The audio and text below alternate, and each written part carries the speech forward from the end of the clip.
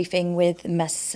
Francesca Albanese, the UN Special Rapporteur on the situation of human rights in the Palestinian territory occupied since 1967. The Special Rapporteur, who is an independent expert for the United Nations, is briefing us online from South Africa after presenting her latest report to the UN General Assembly's Third Committee. The annual Third Committee addresses issues of social development as well as human rights. We will begin with a few remarks from the expert and then open up for questions. Ms. Albanese, you have the floor. Thank you.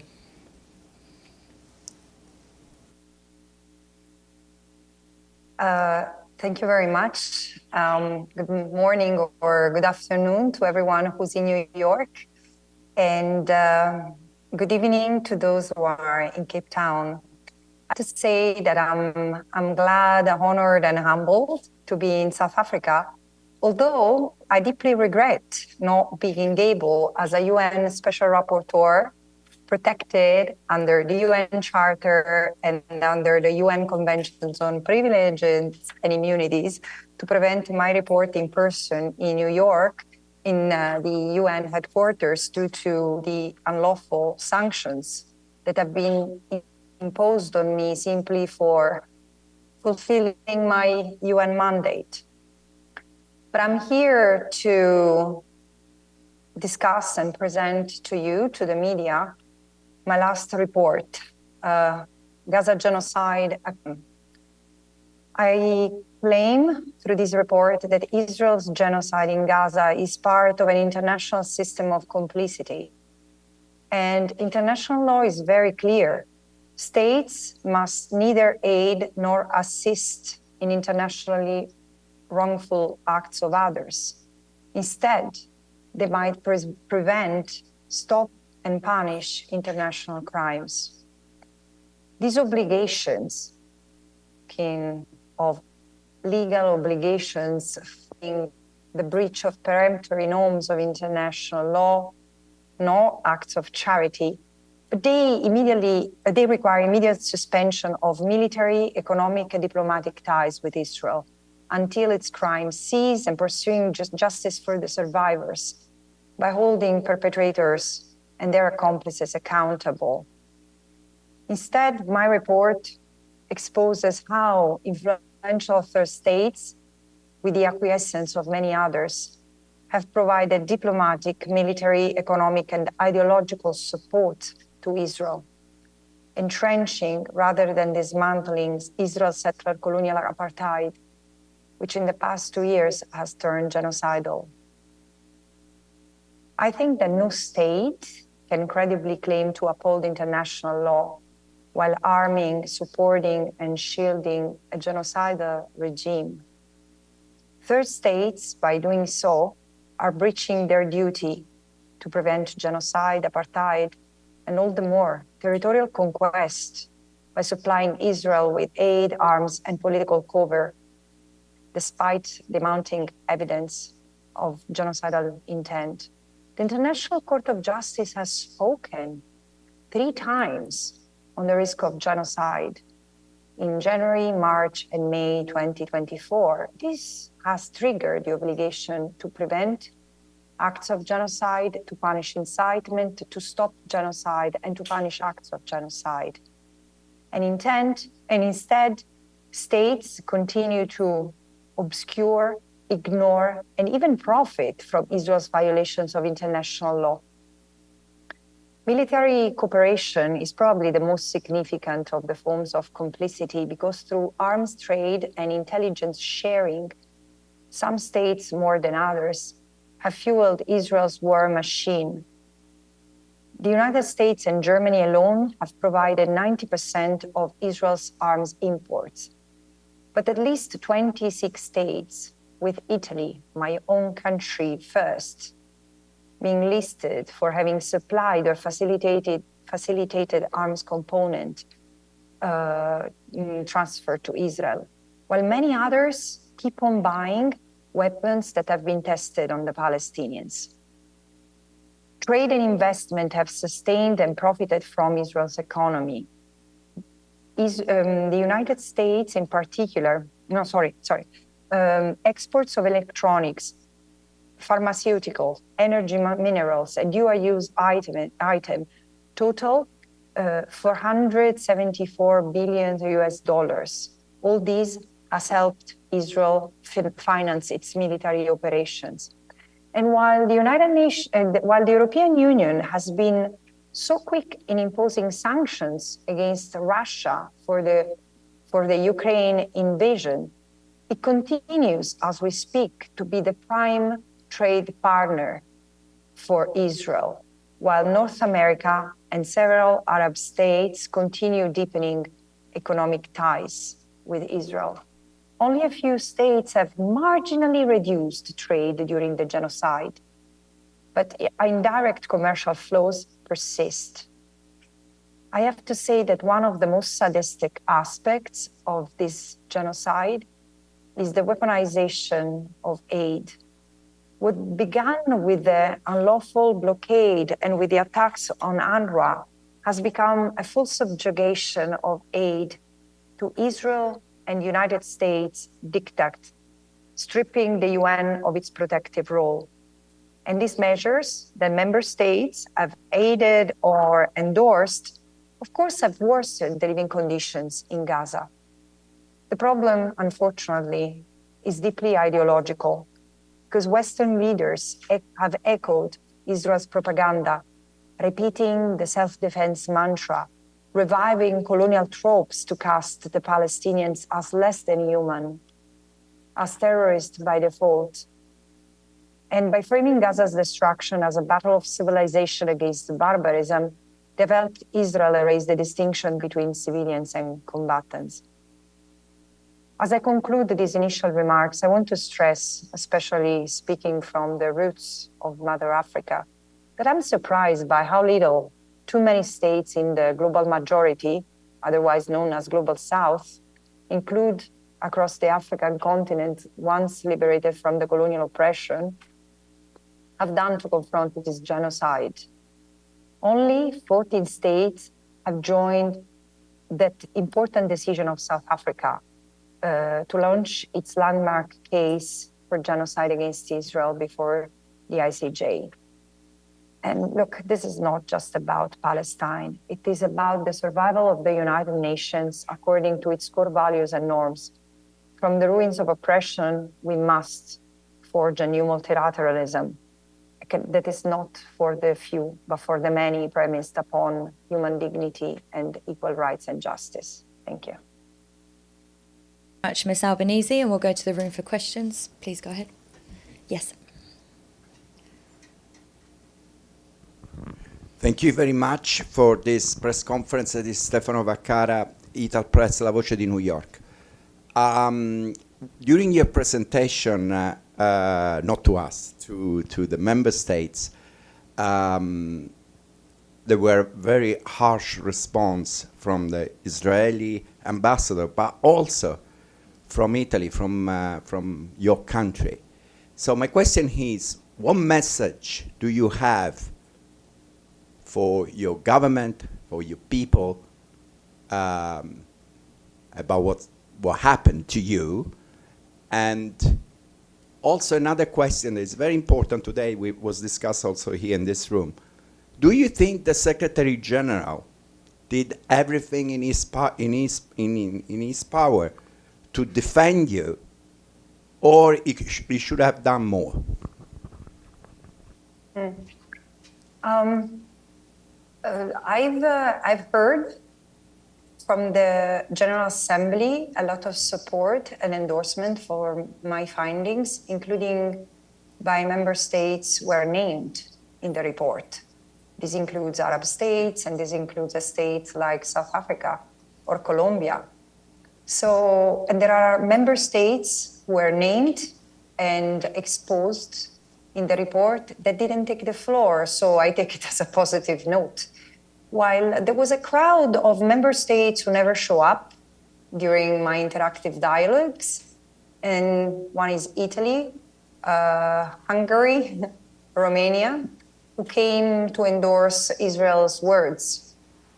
And, you know, I take criticism quite positively. So as I said to Hungary and Italy, it's fine. You accuse me of making political statements, make an example so I can change this. Because what I'm telling you is to answer the findings of my report, the fact that you are supporting diplomatically, politically, militarily, and economic a state which stands today before two international courts for war crimes and crimes against humanity, and this risks to make you and your government officials complicit for genocide, and there will be national courts and possibly the ICC judging you. So it seems to me that all this fanfare is rather to distract the attention from the findings. And after 3 years of being exposed to this, I almost don't feel anymore the personal attacks because they are far away. What I hear more loudly is the cry for end of the brutality and the genocide from Gaza, end of an ethnic cleansing from the West Bank, and the cry of the people who are tired and disgusted by the ongoing genocide, including in my own country. The government is to respond to the hundreds of thousands of people who are taking the streets, to the workers who are striking, to the people who, and especially the young generation for whom this genocide is memory in the making. They have to respond about why they continue to provide and to supply Israel with weapons, not to me, to them. I mean, here I stand as a UN Special Rapporteur, so it doesn't matter if it's my government or another who criticizes me. They have to respond to the allegations that are made in the report. Full stop. What about the Secretary General? Do you think he I have no comment. No comment. Please go ahead. Hi, Evelyn Leopold. It's good to see you. Are you in? Where are you broadcasting from? Tunisia or what? No, I am in South Africa. You're in South In Africa. Cape Oh Town. yeah. I am in the Desmond and Eleha Tutu's Foundation. How symbolic and powerful. That's right. I should have recognized the face and back of you, whom I met once, strangely enough. Yes. Yeah. Do you think October 7th was a game changer? Excuse me? Do you think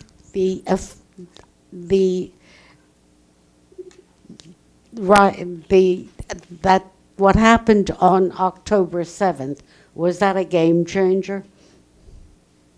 Oh, I think that what happened on October 7th is to be told to the Israelis and the world for what it was.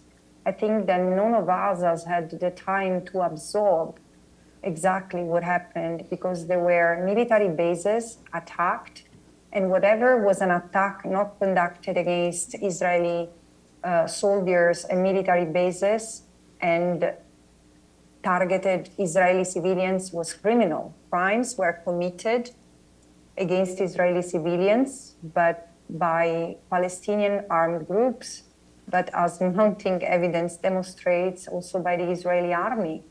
So there is the Commission of Inquiry, which has investigated on this to the best of its capacity and provided a report already 1.5 years ago. What I think has been a game changer is the genocidal intent that has transformed a settler colonial apartheid regime into a genocide. And this started on October 9, where the intent to cut food, water, medicine, and fuel to the Palestinians as human animals, as a nation responsible, as the Amalek, the natural enemy of the Israelis, was enforced. And so for me, the 9th of October 2023 was a game changer. In the front Thank row. you. Thank you. Thank you, Farnoosh Shamiri with the Associated Press. Thank you for doing this. I have two questions. Can you talk about, were there travel restrictions on you when you tried to get your paperwork to come to New York. I think it's been a little confusing to know if the sanctions included travel restrictions on you being able to come to the U.S. And then my second question is, do you worry, I know that this is your last report and several other commissioners who serve with you are also leaving their work. Do you worry that what has happened to you and what has happened to other folks that you have been working with on this issue for the past several years, given the personal attacks, I'm sure there have been threats to your physical safety that people in the future will not want to cover or stand up to become UN experts on a topic like this? Yeah, just a clarification, because I sense that there is a confusion. Today, the Commission of Inquiry, Navi Pillai's commission, presented its last report. My mandate continues for another 2.5 years. So unless anything major happens, I should be around until 2028. So, but to answer your question, I've been the first UN expert, but again, UN persona to receive sanctions by any state, in all the more in my case, but one of the most powerful states in the international community, which, as I said today to member states, is an affront to the United Nations itself, its principles, its soul, its very soul. And I'm surprised that since July, no concrete steps other than declarations and condemnations, which frankly I appreciate very much, but do not resolve the problem. So the sanctions have not been lifted, and they are utterly impairing financially, practically.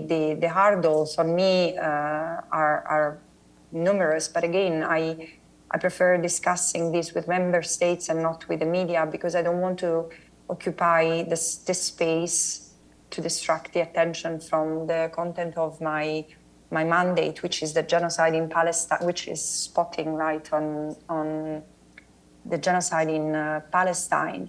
As per the travel restrictions, I mean, the travel ban is the first consequence of the sanctions, that again are unlawful, are against the UN Charter, are against the UN Convention on Privileges and Immunities. And you know, as a UN expert, I work pro bono with a lot of sacrifice and a lot of discipline, because I'm constantly under scrutiny. So I pay extra care and attention to make sure that the findings, the facts reported in my report are solid, are corroborated, are verified. All member states have been, over 60 states have been provided my report 1 week in advance to provide comments. Yes, I understand the states have complained that they were not provided enough time. I would like to have them enduring 1 day of my life, having to deal with the sanctions and the ongoing genocide and all the rest. So they should do their job while I do mine diligently. But I do that operations of trust. I trust the United Nations, and I expect that they uphold the Convention on Privileges and Immunities. There is a travel ban, as I said, and there are financial penalties imposed on me and anyone who has any economic dealing with me, including my own family. I've applied to come to the United States, and frankly, there is not much to say other than it was cumbersome, and eventually time was such where I said that it's, frankly, I'm not there to fight with the United States over my appearance in New York. I was happy to be in South Africa among people who deserve my presence. Go ahead. Thank you, Francesca. Abdelhamid Sayam from the Arabic Daily, Al-Quds Al-Arabi. I have 2 questions and maybe follow-up, but first question is about the ICC.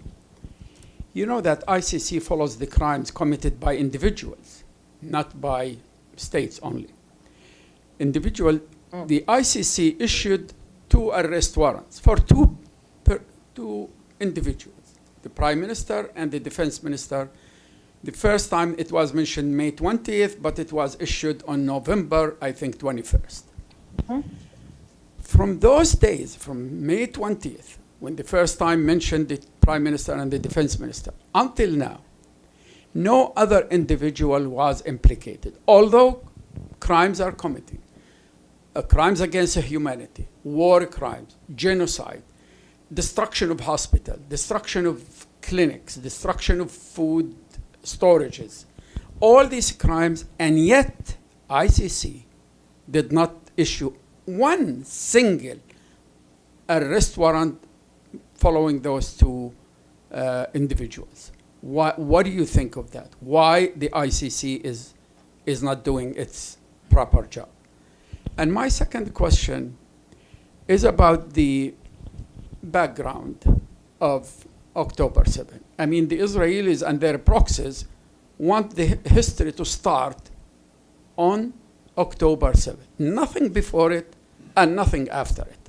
They don't want people to see the people killed in Gaza or what's going on in the West Bank. Only October 7. October 7 is like, remember, September 11, September 11, same. Now, the Palestinian people have been, as you know, going through genocide, not on October 9, but from 1948. So how come many of the UN officials don't connect the dots of what happened to the Palestinians? Uprooted from their homes, became refugees, and wars and wars and wars, 1956, 1967, 1973, 1982. In Gaza was subject to 5 wars. Why is that? They don't put the dots. They don't connect what happened before October 7. Thank you.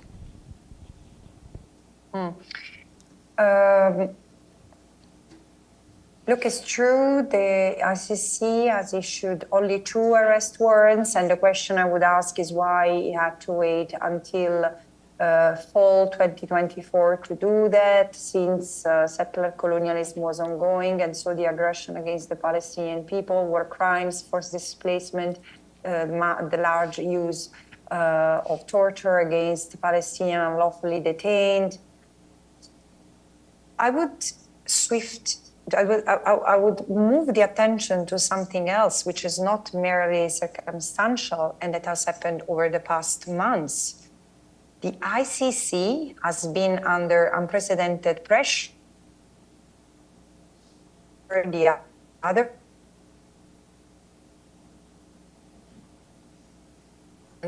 by the United States, which I remind you, entirety, state have violated their obligation to cooperate with the court and to arrest the persons under arrest warrant by allowing, for example, ICC wanted Prime Minister of Israel Benjamin Netanyahu to use their airspace. Again, Hungary has stepped out of the Rome Statute and has said that they will not arrest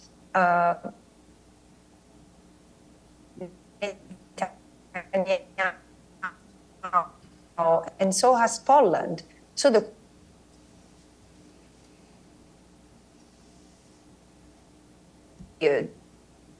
and it took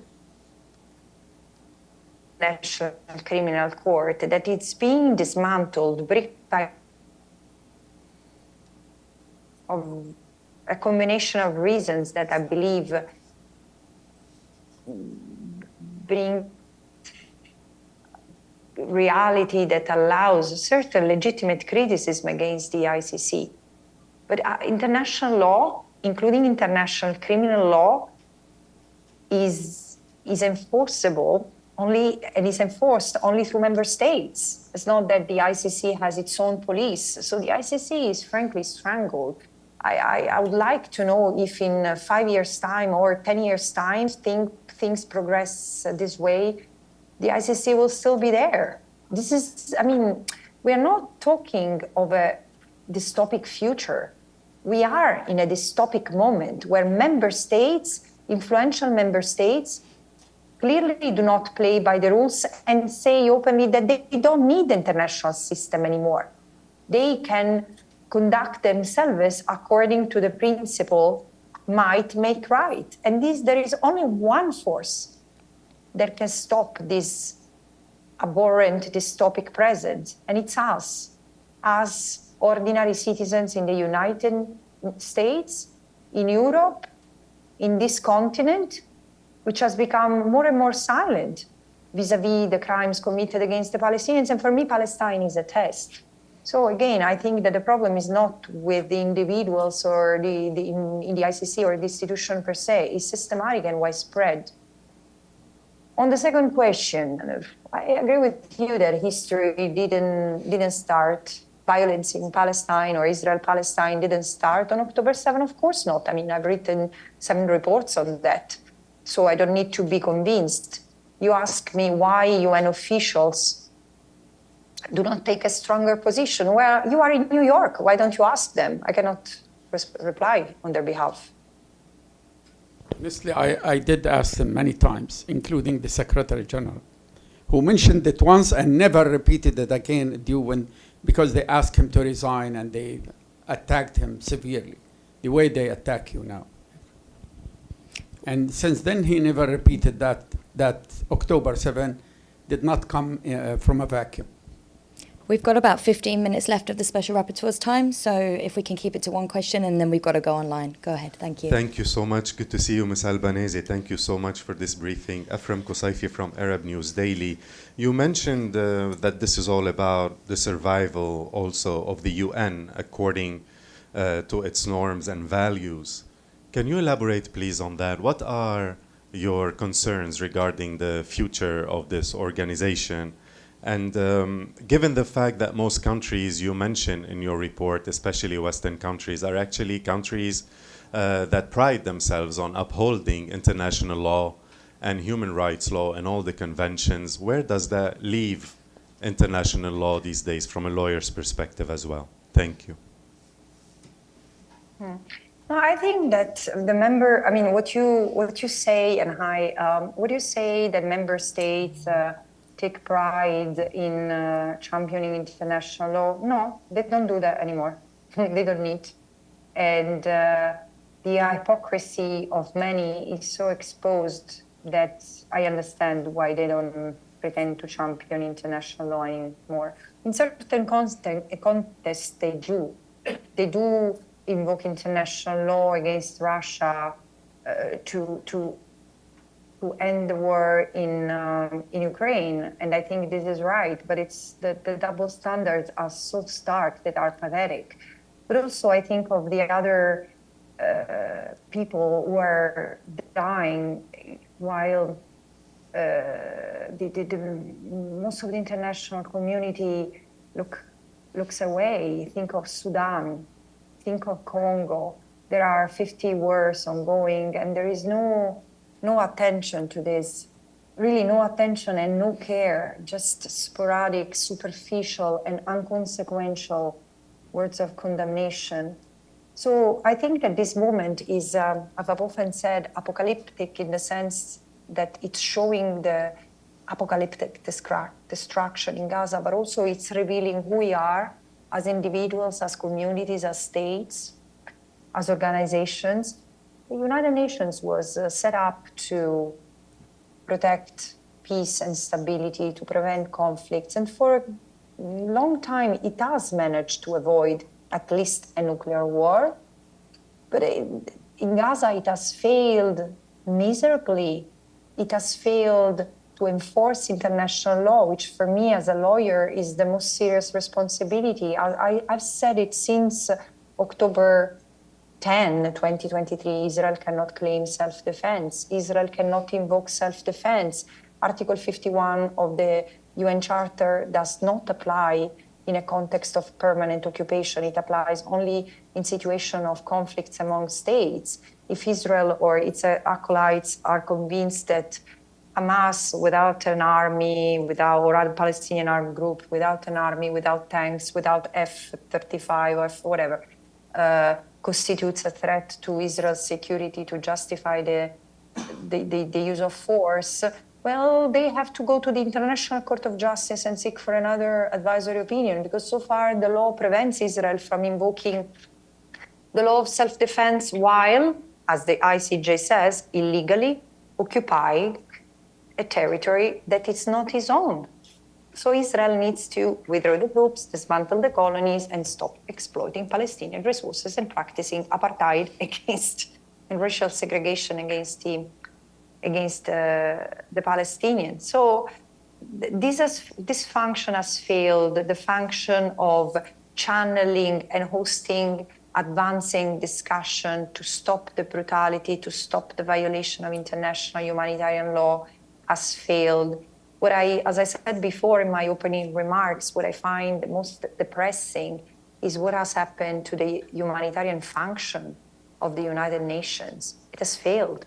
And the United Nations as a whole, despite words here and there, the United Nations have allowed the dismantlement, the almost nearly complete dismantlement of the humanitarian function of the United Nations in Gaza through the huge blow that has been suffered by UNRWA. The fact that member states, because eventually the United Nations is an organization, it's an intergovernmental organization. It exists as a coalition, as a family of all states. And these all states have not been altogether being able to contain and isolate the two states that are creating a threat to peace and security in the Arab region and beyond, which are Israel and the United States. And again, this continues. I mean, it's since October 11, member states keep on celebrating peace, the end of hostilities, but the mediocrity and the hypocrisy of this debate leaves me speechless. I don't know what to say. Nearly 100 Palestinians have been killed. Nearly 350 of them have been injured. They continue to be starved. Aid doesn't enter. The hostages, thankfully, have been released and have been allowed to return to the safety of their homes, while the Palestinians have not. The bodies of the withheld Palestinians have returned desecrated and with the signs of torture, which speaks to the hubris of Israel that it really has no shame. The Palestinian prisoners or the Palestinian hostages who have been released recount of the torture they have suffered. There are 10,000 Palestinians still held in jail, and nothing changes. So I think this is, what does it say to the young generation? Because my generation grew with this ideal or this idealism toward the United Nations, which so miserably fail to uphold the UN Charter. And what does it tell about international law? No, I think that international law has a different story, because international law is a system of norms that are there to allow me to distinguish between the wrong and the right. And today, the international law is spoken by the masses against genocide, against apartheid, against Israel's crimes. Probably member states, diplomats, and civil servants have not realized yet. But we are living a phase of acceleration, and we are already into the future where the United Nations is becoming, and I'm sorry to say that, because of course I would like to see the United Nations rise and straighten its back and its head and stand solid and principled into the future. But the United Nations is becoming more and more irrelevant, I'm afraid. One question from the back. Thank you very much. Paolo Mastrolilli with the Italian daily La Repubblica. I would like to go back to what you said about Italy in the report. What should Italy do in order to comply with your report, stop selling weapons, stop trading with Israel? What are the concrete steps that you would expect from Italy? Well, one positive thing would be for the Italian government to read my reports and to engage with the content of my reports and the findings, instead of spreading spurious allegations that only distract from the core of the matter. Italy is showing a level of political immaturity that I've not registered in any other country I have had the privilege or the chance to engage with. And the appearance of the Italian ambassador, for once he's taking the floor, will go down in history as ludicrous, because again, it didn't touch on any of the findings they had brought to the fore. He could have come and say, no, what you say about Italy is not true because of this and that, and he didn't. He just accused me of making political statements. And this is, again, this shows a lack of political maturity that is not of the country I grew up in, which has had in the past a respectable diplomatic tradition. Concerning what Italy should be doing, respecting international law, stop defending Israel as if it was its officer in charge, cutting trade, cutting economic relations, doing what the dockers and the people striking in Italy are asking, that Italian ports are no longer transit for Israeli goods entering European market through Italy, or for weapons and weapon components transiting from through Italian ports from many European countries toward Israel.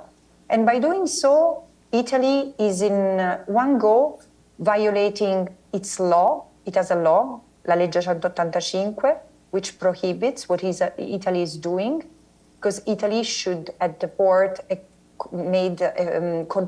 should control cargoes toward countries which are outside the European Union, and it doesn't do so. So it violates its own laws. It violates its constitution, which imposes not to engage in wars, and it violates its international commitments, including to prevent genocide. It's not an opinion, let alone what I'm saying with the Commission of Inquiry, the UN Special Committee on Israeli Practices, genocide scholars, genocide organizations, and not about what we say. It's the International Court of Justice. The moment in January 2024, the court recognized a risk of genocide, this triggered the obligation for Italy and all other countries concerned to cut trade, especially armed trades to Israel. And as long as Italy doesn't do that, it violates international law. And because it might find itself complicit in the crimes that Israel is committing. And for that, the Israeli government has been sued by an organization consisting of Italian lawyers who have filed a case at the ICC. So it's very serious. Last question in the room, then online. Thanks. Thank you for your press conference. My name is Yu from Kyodo News, Japanese news agency. I have a follow-up question about the sanction to you by United States to make sure the details. So after the sanction, have you ever talked with United States about the sanction? And then one more. So did you get any advice or comment from Secretary General about the sanction? Thank you.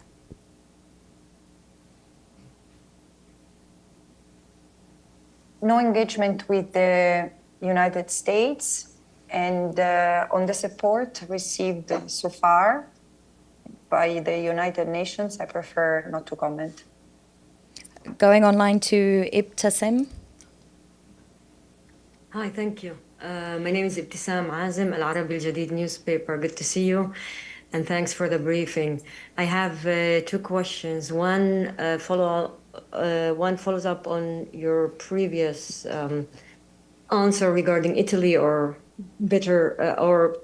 my question is when it comes to the role of third countries. And you talked about it in length and also in your report, but I'm wondering, why do you think third countries ignoring international law, ignoring their own laws, and risking actually being held legally accountable. And the second question is about the media and manufacturing consent. And you touched on the role of the media, but if you could elaborate on that and put it also in a broader context, specifically when it comes how media, Western media, not to say that other media doesn't do also other problematic things, but just in this case, and the way you see powerful media in the West reacting and dealing with this genocide and maybe also other wars like invasion of Iraq, etc. Thank you. Look, the question on why so many states prefer to violate rather than comply with international law, I think on the one hand, they fear no consequences because international law applies on the assumption of reciprocity. I respect the law knowing that others in good faith will respect it. But of course, the consequences depend, in case of wrongdoings, in case of violations, on the effectiveness of the system to react. And there have been moments in the past, again, speaking from South Africa, clearly many member states have protected apartheid South Africa. But gradually, they have been pushed, they have been forced to take measures. They have been forced by the global solidarity, but also by member states within the General Assembly itself. I mean, the key members of the Security Council, United States and United Kingdoms, were key allies, and Israel outside the Security Council were key allies of apartheid South Africa. But what was stark back then was how united the non-alignment movement was, the so-called global South, the global majority. That has changed over time. And Israel has managed to establish its influence in many places in the global majority, in Africa, in Latin America. Then the second element is ideological. And in the global North, in the global minority, there is a significant ideological affinity, at least of those in position of power, with Israel. And in the, maybe it's because there is also anti-Muslim feelings. The Palestinians are seen somewhat as less deserving protection than the Israelis. I mean, this is a fact, and it's unspeakable. But we have to face reality. And then the other ideological element, it's something that is not sufficiently discussed in the global arena, but it's how pervasive is the spreading and the influence of Christian Zionism that is turning the so-called global South into a less sensitive to the Palestinian question reality. And this is, I understand, through my exchanges with states and non-state actors, non-governmental organizations, groups of faith in the global South from Asia, Latin America, and Africa. This is an increasing problem, that it's not allowing people to see where the problem is. It's contributing to manipulate the information regarding Palestine, what happens to the Palestinians. And so ideology is there. Then there is different kinds of ideologies. Then there is profit. Many states are partnering with Israel and testing weapons and surveillance techniques at the expense of the Palestinians. And tragically, many member states, including those who do not have direct ties, diplomatic relations with Israel, one way or another, and indirectly, keep on buying these surveillance techniques, these weapons that are becoming more and more nefarious. Whom are you going to use them against? drones and the last generation devices that combine unconventional weapons and technology. It's very serious. But last but not least, I also think that there is a fundamental problem of lack of full sovereignty and independence of many countries. We tend to think in terms of states as decision makers, but many states do not have and do not exercise effective decision-making power because the main power stands and sits with multinationals operating in their countries. So we are still coping with a legacy of settler colonialism, of last century settler colonialism, which has changed shape. There are no states, colonial states with boots on the ground. There are still businesses and others who profiteer from this situation. And Ibtisam, on the media, I don't know, because I don't want to pontificate, I don't want to elaborate further. I've done some investigations that have not culminated in a proper report. But of course, I agree that there has been across mainstream media, although the situation has changed since the starvation and since the end of the breach of the ceasefire in March 2025, things have changed a little bit. But the language used, the lack of context when speaking of Palestine, the no balanced coverage between what happens to the Israelis versus the Palestinians is quite starking. And yeah, so I keep on saying, as soon as I have the time, I would be happy to engage with exploring the role of the media, which deserves scrutiny and investigation. But I also have to keep pace with the Israeli violations of international law, which continue massively despite member states keep on celebrating peace and talking of ceasefire. There is no ceasefire in Gaza.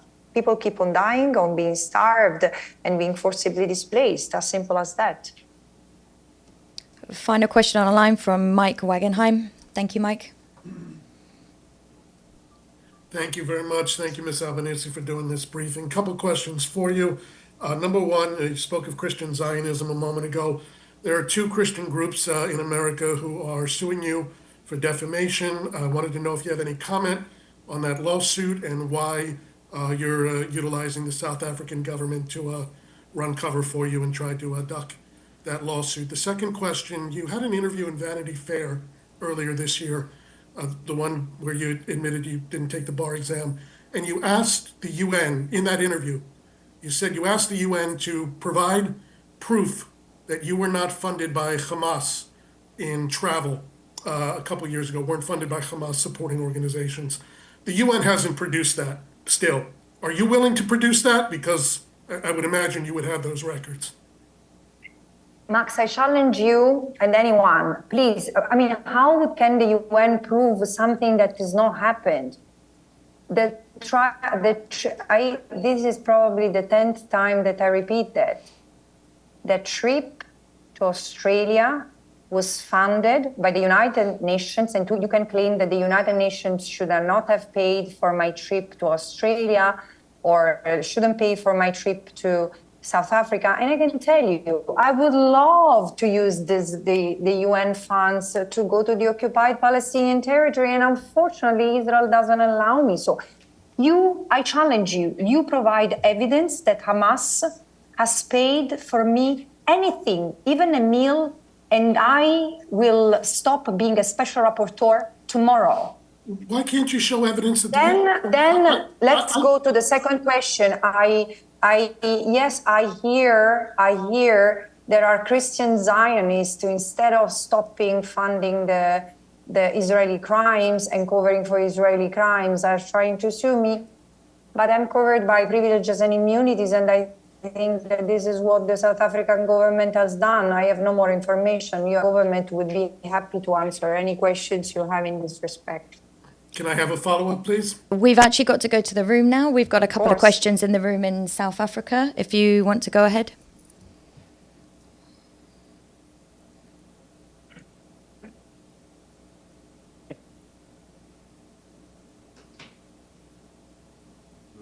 Spoke about the difficulties of the international legal system to respond, and we've clearly seen them as well, the limitations of the international legal system to tackle this.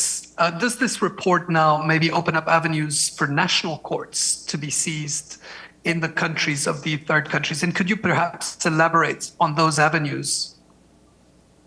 Can you hear me? Well, there is a bit of an echo, but so you, sorry, repeat just this. National courts. Maybe I'll do it without. Oh, sorry. No, you just speak slowly.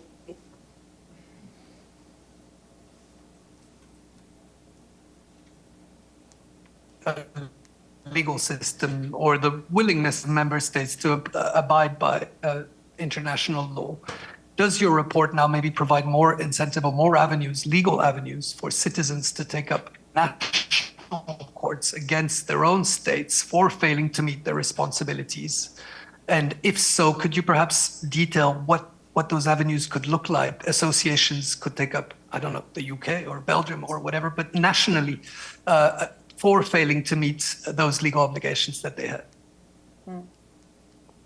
I'll answer this question. So, yes, I've said that in the member states have a series of obligations. Of course, they, as I often say, they have to cut trade, they have to cut the transfer of weapons, but they also have to investigate, prosecute those who might be responsible for crimes or complicity with crimes. This includes, surely, it could include state authorities. It is happening. The member states have cases. Sorry, there are states where there are cases, legal cases initiated against government officials for complicity with Israel's crimes. But member states also have an obligation to regulate and control the businesses registered in their own countries. And very little has been done, actually nothing as far as I know. So in this respect, yes, there are a number of legal cases that have been initiated in a number of states against Airbnb, for example, against Booking.com, I know that there is another case against a tourism online platform, I don't know if it's public or not, against oil companies or arms manufacturers. But of course, there is also the very important series of cases that should start at the national level, domestic court, I hope, because again, I've already mentioned what are the issues with the ICC right now, but there are national courts that are competent surely for their own nationals that have been fighting in the Israeli army. So any national, for example, South Africans or UK citizens or Italian citizens who have been fighting in the Israeli army should be considered suspects and therefore investigated, and if the collected evidence so warrants, prosecuted for alleged crimes they might be involved in. But also there is the case when Israelis who have no nationality connection with a state that can prosecute for international crimes, the mere presence could trigger an investigation. And for this there is the Indrajab and other lawyers organizations who are trying. Look, it's going to be a long process, but eventually it will succeed. I hope that this is the test. We have not been able to prevent and punish genocide yet. We have not been able to prevent and stop genocide yet. But I do hope that the accountability will start filling that gap. Hi, Francesca. Marvin Charles from News 24. I just have two questions. Since you've submitted your report, what has changed? And on a personal level, what would your ideal solution be for Gaza? I don't know what has changed because my report was submitted only a few weeks ago and published only last week. So I wish there was already an effect. What I saw is that there are many member states who are clearly upset, and I'm happy they are upset. I'm not here to make them feel comfortable. Of course, I also see that the attack ad persona, ad hominem continue, and this is disgraceful because, again, I would like to see simply member states engaging with the facts instead of what they think of my persona or the way I execute my mandate. You know, I expect that states engage with the merits of the claims that I make against them. Israel and all states must be serious, must consider seriously the allegations that are made by me, the Commission of Inquiry, and other special rapporteurs, and the crimes that we allege they are implicated in. And this is not just because of what I say in my reports, but this is also for the seriousness of the matter that is being considered today by the International Court of Justice for Genocide and by the ICC. There are cases of war crimes against humanity already that have already translated into arrest warrants. And there are many more cases that, as I was mentioning, are brought before national courts. So this is really a moment of change. It's either justice or its opposite. It's a very, very serious moment. And I'm afraid member states are not grasping with the seriousness of the moment for their own interests. You know, I keep on quoting and referring to this that I share for the benefit of those who follow us online or from New York. But I was really struck by some handwritten lines by Nelson Mandela reflecting on his presidential years and saying women and men have always come and gone through the centuries. Some do not leave a trace, others are remembered for their evils, and others for their attempt to bring justice through their own actions in this life. It's about, also for diplomats and civil servants to decide what kind of role they want to play in this very sad and tragic page of our history, because we are living on a borrowed future, so they don't seem to realize that. So okay, we're going to hand it over to New York now, please. Thank you. Just to say from New York and online, we thank you very much, Ms. Albanese, for your time and for the briefing and for sharing your report with us. And that will close the briefing on our side. Thank you. Thank you so much. And thanks to all the journalists in the room and online. Bye. Thank you. Till next year in New York, inshallah.